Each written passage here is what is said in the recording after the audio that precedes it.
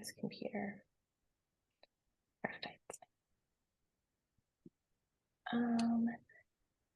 Okay, perfect. I think that I have this going live. So anyone that's going to be joining us, I'm so excited to have this opportunity to speak to you, Rich. There are going to be a lot of people that are going to watch this that are already going to know who you are, I'm sure.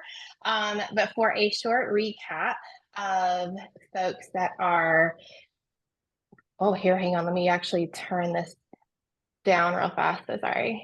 Now Yeah, I you have a got double. reverb. Yeah. Okay, cool. There we go. All right. So there's gonna be a lot of people that are gonna be joining this already know who you are. But as a recap of what I do know about you, to kind of give the credibility to those who do not know, you have built an incredible team and organization that you're leading the way with. 12. How many agents do you have currently in your organization? About 2650.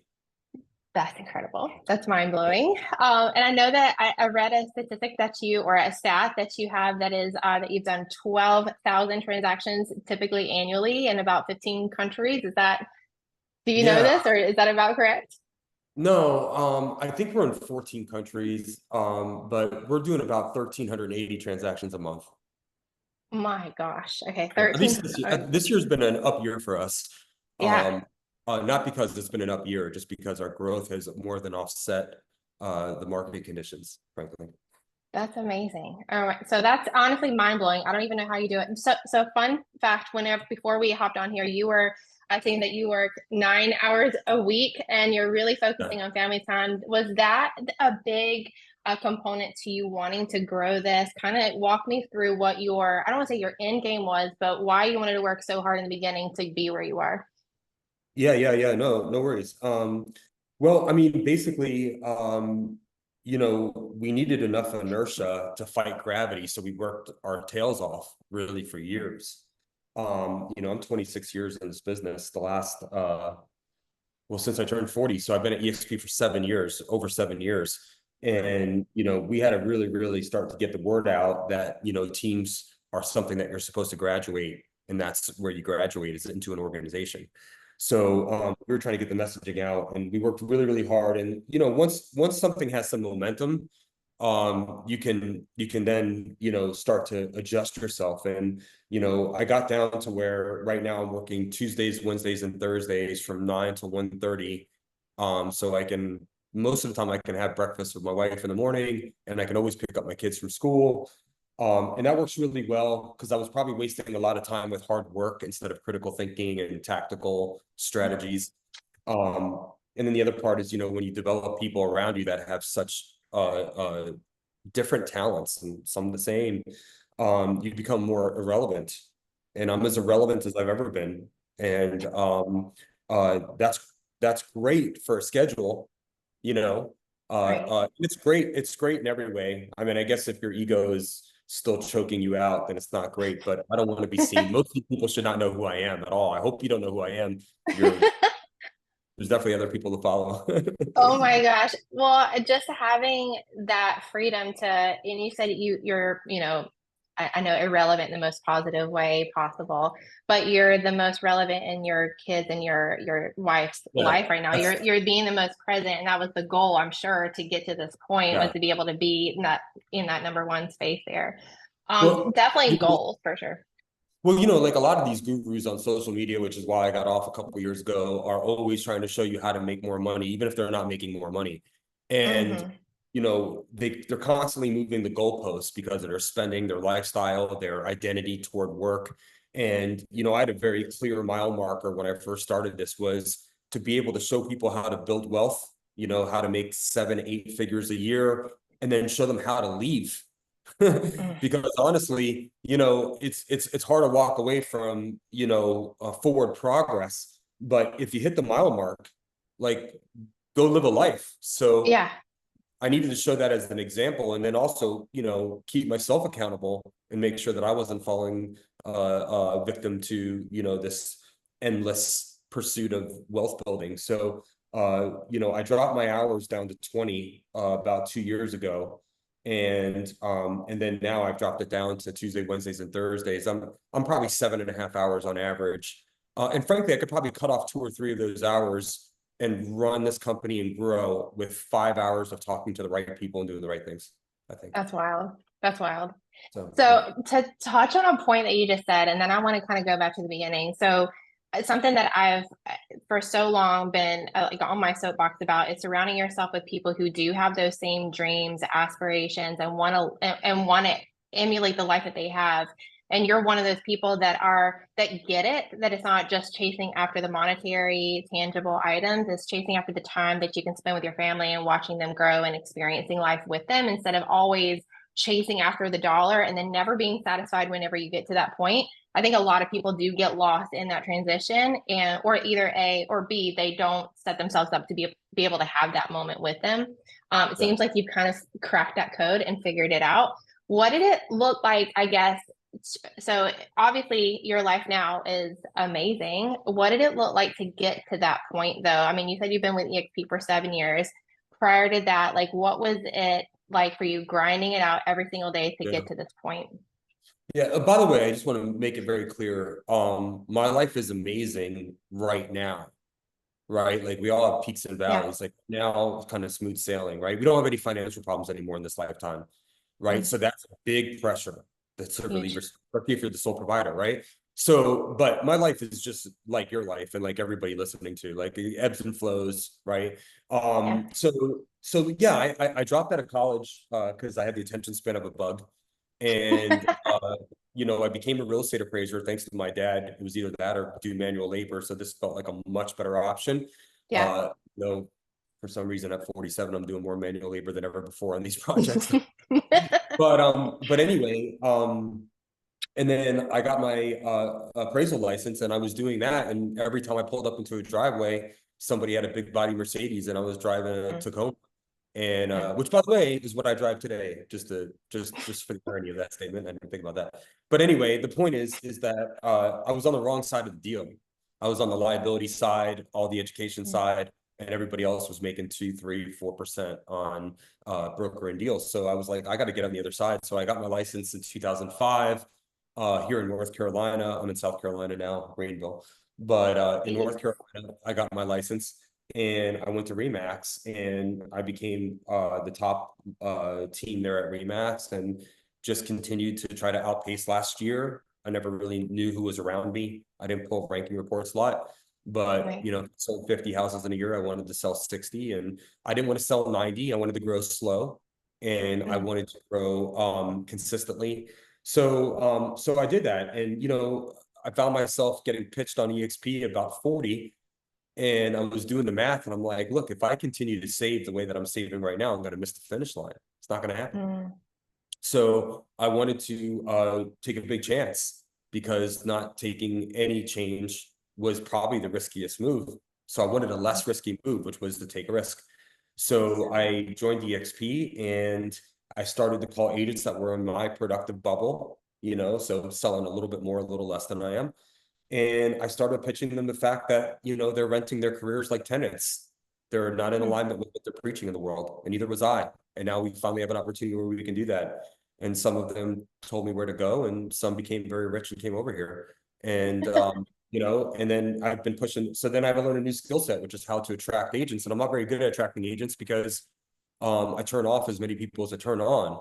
So Mm, what I decided to do was go after like my kind of person, and mhm, then they use their own sensibilities to attract their kind of person, and we started to mm. compound. So I basically brought over 50, 60 agents in the first 18 months to this company, and then I just spent the next 3 or 4 years killing myself to make sure that they were happy, supported, recognized, flourishing, tracking their numbers, collaborating together, and they blossomed, and That's awesome. many families benefit from it on our compensation plan, basically. So really you just like doubled down on something that you knew you could do, you knew that you had the vision for, and that you could kind of pour into your own people and know that it was going to grow from there. But I know that like the monetary side, so well, I'm going to ask, maybe I'm wrong. Was the monetary side of that, of you having to take time to pour into those that you knew that could flourish in this business? Did you have to kind of take a little bit of step back from your own Oh yeah. production in order to push that forward?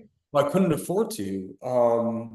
I was building a house back when I was 40 and I had a 1 year old, right? Mhm. So, no, my GCI in 2017, keep in mind this is before prices have doubled, but was 405, right? Oh. And I didn't want to Mhm. live on 375 or 325. I wanted to live on 450, right? Yeah, So right. I didn't disturb that. What I did is I earmarked a couple out. I basically earmarked my lunch times. And I'm like, I'm Mm. not eating lunch anymore. I'm just going to make calls. And then it got really, really sticky because the calls that I made turned into more time consuming meetings and that would take me away from the other. So you could see like my volume. It looks like I just kind of got sick. Like my volume Oh was here, gosh. then it was starting to move down a little bit, and then the revenue share was moving up. So at some point, the shadow got bigger than the object. Mm. And I went back to my wife and I'm like, look, man, I can sell real estate if this doesn't work out in any town across America. I know exactly what I'm doing. Mm. But I gotta leave this security blanket because we're not gonna make it. We're not gonna make it enough. In 2008, 2009, I didn't save one penny, Yeah. right? So Yeah. so anyway, Couldn't. yeah, I wanted to do the rev share. And quite honestly, I like being transformational more than transactional. So I Yeah. found a lot of passion and love in doing this the first 3 or 4 years. And now I don't really find a lot of love and passion toward developing agents in the way that I did because I think I did it so intensely. But I do Yeah. find a lot of love and enjoyment in watching their successes as a That's awesome. bystander and Yeah. also still training our group and working with the agents that I brought over regularly. So it doesn't feel like work. Yeah, I you're mean, just sitting there like you're being their number one fan. You're cheering them on. You're like, dude, you got this. You're yeah, crushing it. I'm not like totally fangirling on them, but what I am trying to do is say, like, look, there's some blind spots that you have. A lot of agents don't use contact managers and don't have some autopilot to keep the plane up. A Mm. lot of agents are not hunting, they're gathering all the time, and Mm. gatherers eat less than hunters, just period. I don't care if you like that statement or not. It's just truth. I hate the statement. Yeah. Right. And then, a lot of people aren't showing up in a good light. You see them on social media, Mhm. bringing drama or taking selfies at, 55 years old. I don't think that's a good look. So I think that sometimes if you're attracting the wrong people, Yeah. you might not be aware of it. It's hard to read the label when you're in the jar. So what I do is I try to just be very honest, but not critical and seeing if there's anything that everybody else is seeing, but everyone's too afraid to say something to them. And I Mm. carefully get in there. We just make sure it all looks right. And normally Yeah. the test where it looks right to me, for some reason, I have a reasonably good skill set and just kind of getting assessing things as that's somebody that I want to follow and that's the one I don't. Then the rest of the population seems to be in alignment with that. So that's what I've been working on probably more than anything. I love that. So something that I've heard, this is the second time I've heard someone really go in all in on this is not being afraid to be the different part of the industry or whatever you're doing. Because I think so many people want a blanket statement and they want to be as an NSA attractive as a business standpoint, but they want to be able to attract as many people as possible. So they're never truly themselves when it comes to everything. So what I can't think of this statement, something about stand, if you stand for nothing, you stand for all or something. I'm sure I Yeah. just butchered that. You But stand yeah, for it's, nothing, you stand for nothing or whatever. Yeah, yeah. yes, exactly, exactly. So, but you're literally the second person this week that I've heard mention that. It's refreshing to hear that because a lot of us just get so lost in the fact of wanting to please everyone and kind of losing ourselves Yeah. along the way when we can really resonate with someone else and be happy with who we are. Yeah, well, I mean, this is a business of people pleasers, right? Which Hmm. is why realtors get a bad rap because most of us will do more than we should for most people. Correct. But I will say that that codependency doesn't serve the agent very well. And Mm-hmm. I don't know how many retirement parties you've been to, but I've been to zero. And Right. this business doesn't give you an exit on how to get out of it. And all these Mm-hmm. companies just want you to do is go out there and sell more real estate so they can continue to build their assets. And I don't blame them. I'm a capitalist. I just want to join them. And we did. And it's way That's better. that's Yeah. so smart. I love Yeah. the fact, yeah, and it is with the model that we are so grateful to be working with. It is that it's not just like you were saying, if you get sick or you're downtime, you don't make any money. Like you have to show up to sell homes. But if you're able to build this organization and be a team lead, just like you have done, and really kind of go all in on that, it is rewarding. I mean, 1,000 times over because you can be there for your family. Um, Tell me a little bit about, so I know that I kind of spoke to you about the uncomfortable side of success and the kind of the ugly truths of it. I am a strong believer that success is found in the uncomfortable moments. And I don't think that it just has to boil down to uncomfortable conversations and getting up early. I think it's really mentally going all in on saying that you're uncomfortable with where you are and where do you want to be. So it's really kind of starts with the mentality of being uncomfortable. Is that something that you have done in order to get to where you are, as far as like being uncomfortable with where you were and knew I want to spend more time with my family, I'm going to have to do X, Y, and Z? Yeah, I mean, listen, I've gotten enough negative feedback in the world to realize that there's obviously some things that need to alter and improve, right? Like work in progress. I'm totally aware Mhm. of that. And I'm not blind to any of it. I mean, typically I'm the first one to see things that are lacking within myself.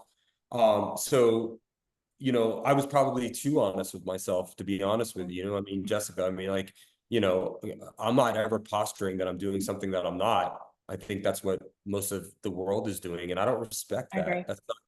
There's no honor in that, right? Mhm. All that pretentious bullshit you see out there, I'm just not into it. Ferraris, Lamborghinis. I mean, I love cars. I love Italian cars, right? I have an Right. Alfa Romeo in my garage, an old one, but like I love that stuff. And if you're a car enthusiast and that's your North Star, go get it. Yeah. Like, I think, I like it, especially when I see guys in their 30s and 40s driving those cars, right? Like, yeah. But for me, at my age, at my place in life where I'm at now, I would trade $10 million in my business account for 10 years. Mm. I would give it, like, if I could get 10 years and give $10 million away, I'd pay $1 million a year. And I think that people that make what I make in a day would pay billions of dollars to turn the clock back. So when you start realizing that time is more important than money, yet you don't succumb to, smoking weed in a VW bus and surfing every day, which I think is also maybe for some people the right thing. But Right. like, still want to get at it. You have to Mm. just kind of like, what I created was these push seasons. Mm. So there was going to be a season where I pushed like an absolute savage, and it was not going to be in balance. My life has never been in balance. It's just either harmonious or it's not, but it's never in balance, because sometimes I want to work 100 hours a week and I want to just kill it and exhaust myself and get manic. And then sometimes I don't want to even answer the doorbell if it rings, right? So I allow myself to have these push seasons. And for Mm. agent attraction, my push seasons were normally 1 month on, 2 months off. And for a month, I'd get at it in a way that a lot of people don't get at it all year. And then for 2 months, I would do maintenance. And I found that that was a good pace for me, like a staircase, like you got to get your leg up, it burns, and then you got a resting point for a second, except you're not walking. You're really you're taking more time. And I started to do that, and that really worked for me, and it worked for a lot of my business partners here. A couple other ugly sides of success. If I wrote down a couple bullet points that might be things that you could think on if you're I've got a watching. pen. Let's write them down. Yeah, yeah, yeah. Well, I don't know if they're profound. They're just things that were my personal experience. Is so you need to create push seasons. You need to have a goal and don't move the post. So, the way that I Mm. look at things is like there's money coming in and there's money going out, right? So I want to take Yeah. advantage of all the tax strategies that I can, and bonus depreciate everything I can, and drive a 6,000 pound vehicle and everything else that we have as S corps.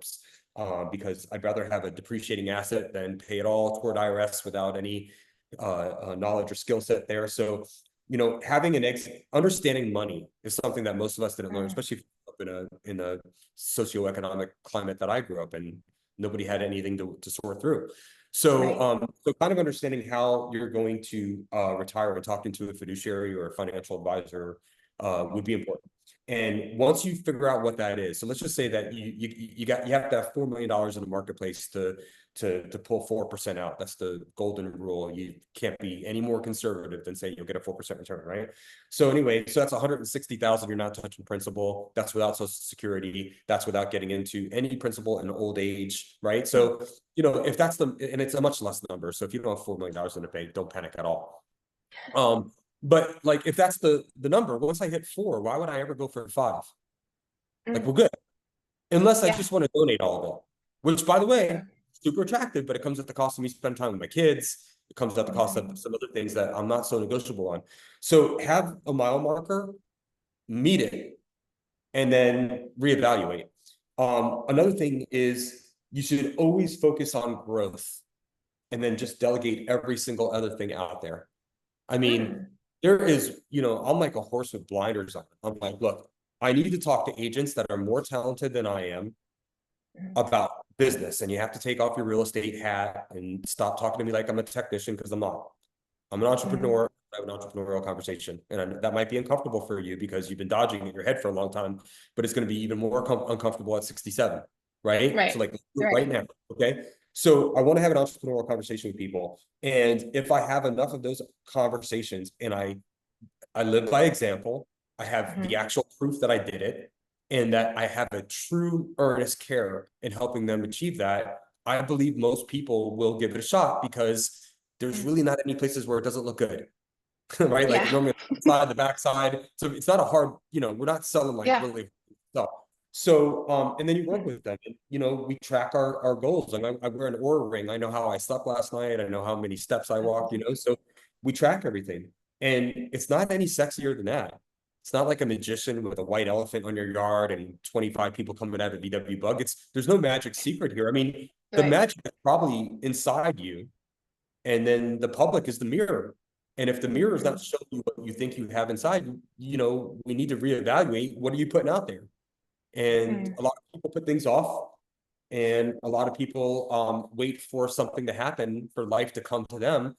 And I think all people do. It's just a lot of people don't get out of that mindset. They stay there, or when they get stressed out, they go back there. We're all going back to some kind of defaulted loop in our head. And for yeah. me, what I started to do was thinking, okay, so if I have these dysfunctional thoughts and I am going through this loop in my head, whether it be 1,000 times a day or 1,000 times every 10 years, it doesn't matter. What I want Mm, to do is compress the amount of time that I'm wasting in going to a place that doesn't actually improve my situation. I got So I that. compress that. So like if I have a bad day, or somebody was like, just whatever, you got worn out, instead of letting that affect the rest of the week, I might let that affect me for an hour, because I'm just not skilled enough to let it affect me for 2 minutes. And Right. then I put a bow on it and I move on, and then we keep going. And I noticed that compression of pain, and that compression of all the things that get in your own way, allowed me much more time to be in a Mm, productive zone where I'm doing good things, and habits become rituals, and rituals pay out in dividends. So that's kind of like been how the evolution of how I'm behaving and how I'm thinking takes into place. And then, I need help from friends. Like Jim Rohn is always on my desk. oh yeah, I love all his I listen to Yeah. his recordings. They'll put you to Yeah. sleep if you're not careful, but they're so good. They're so Oh, powerful. I know. Well, the thing about him that makes it so good is he's so charming, He right? is, yeah. Help from your charming. So anyway, but yeah, I mean, it's just the hard truth is basically, if you're self-employed, did you try to create a job for yourself that's high paying? Mm, Or are you trying to build an empire or a business? And if you can't build an empire or a business at an integrated real estate company, trust me, I tried for 20 years. You yeah. can only build an empire at a company that values you as a shareholder. Now, Mm, at our company, we had a monopoly in the market because we're pioneers in thought. And then we have a lot of copycat companies out there. And I'm excited about that. I think that every realtor should get revenue share, and every realtor should yeah. get stock. And wherever company you go to, I'm glad you're getting that, because you worked a long time and you deserve it. And Yeah. I'm excited about that. And I also am excited about competition. I think EXP has become a way better company in the last year, better in the last 12 months than it was in the last 3 years, when we were Mm, just kind of winning easily, yeah. you know? Yeah, I've seen a lot of really great things that we've added into our organizations and our systems. It's pretty wild. Pretty excited. I was talking to COO Patrick yesterday, to Leo, the CEO, this morning on my message here, to Susan McLean. I mean, the stuff that these guys are rolling out here for us is just next level. Actually, it's almost too much to consume. Like, I It's feel and it's overwhelmed a right here. Yeah. Yeah, but and it's the passion that goes behind it though, and it's the understanding of just like you said of knowing of building the empire and not just building a job profile. They get that, and that's what they're pouring into us and giving us a platform to do so, which we'll be forever grateful for. Yeah, me too. Um, So, I see that I mean, you have these like bullet points of things that you want to do. And we kind of talked about it, you having to kind of take a step back, I guess, from production while the rev share part of it builds itself up. I think it's a hard thing for a lot of people to wrap their heads around because they are so comfortable in knowing that they can produce at now and today and pay their bills and not really see far in the future. What is it the advice I guess that you can give someone that is like, hey, this is what I want to do, but I'm just a little afraid because either hey the sole provider of my family or I just can't take a hit on financials, but I want to be able to build the empire moving forward. Is it just sacrifice the time that you're doing like you did lunches? Like what advice would you give someone like that?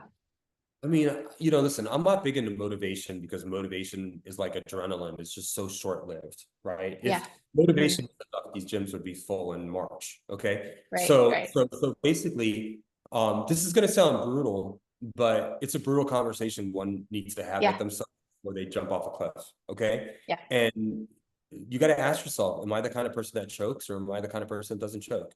Just honestly, Mm, am I a choker or am I not? If I'm a choker, then I need to start using this as a moonlighting job, start building it out, be very mm, conservative, start my side hustle, keep working at it, and sacrifice something to carve out enough time for that.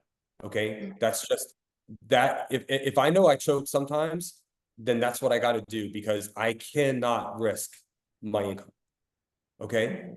Yeah. Um, and then you go about it. And non-chokers are legends in the world. Chokers are legends in the world because Yeah. they don't let that stop them. They just know that they have to be careful and they have to be, really, really thoughtful about if this doesn't work out, have I risked everything? Now, if you're the kind of person that doesn't choke Hmm. and you got your back against the wall and you know that somehow you will make it work out, then you just rip off Yeah. the band. Oh, I mean, preaching to me on that one. Yeah, so yeah, I can understand that. So just like literally rip off the You have no Band-Aid choice. and yeah, you have Yeah. no choice. There's no Well, backup plan. You got to make it work. your brain's a hypochondriac. It's always trying to keep you alive, right? Of You course. can Trying to keep you safe. hold your breath, right? I mean, yeah, but when you're running or something, your body tells you to stop, right? You ever hear the 40% rule from I don't know if it was the SEALs or the Marines or somebody, right? Yeah. So anyway, like, the brain is a hypochondriac. The brain's going to tell you all kinds of things to avoid trouble, right? Hmm. And that is great. Thank God our subconscious is working that way. But our consciousness is to challenge the brain and to say, no, no, we're going to do this, right? Yeah. So it's for me, like I just I just figured, you know what? I think I'm too proud to fail. And I think I'll do anything I have to. With putting pantyhose over my head and robbing a 7-Eleven before I feed my kids. I mean, I'm gonna make it work somehow. So Right. once I actually assured myself that in every situation I've ever had in my life, while I might not have performed well, I did not lay down. Then I just knew Mm, that I would figure it out, and I didn't know how I was going to figure it out. I just knew that I would, and I just mm. decided to just do it. So I was out I of love production that. within 7 months of being at this company after doing it for 20 years. You're out of production. How long were you in EXP before you're out of production? My seventh month of revenue share was over $15,000, and I just said, "Forget it, I'm out, and I'm going for it." Yeah. Yeah, Yeah. I'm all in now. Yeah.